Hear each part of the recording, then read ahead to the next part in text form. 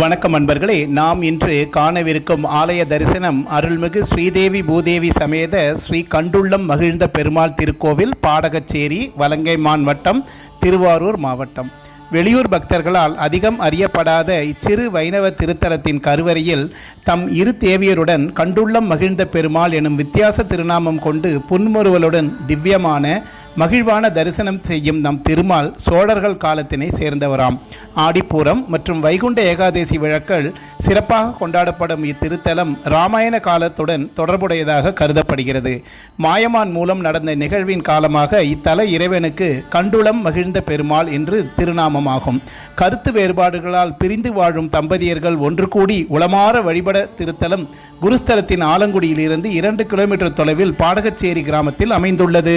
இந்த பெருமாளை தரிசித்தால் மனம் நினைத்த அனைவருக்கும் மகிழ்ச்சி பொங்கும் என்பது உறுதி. இந்த பெருமாளை வேண்டியவருக்கு சந்தான பாக்கியமும் கொடுத்த கடன்களும் வசூலாகும் என்கிறார்கள். சுவாமிக்கும் தாயாருக்கும் திருமஞ்சனம் செய்து புது வஸ்திரம் சாற்றி நேர்த்தி கடன் செலுத்துகின்றனர். ஓம் நமோ நாராயணா. நன்றி.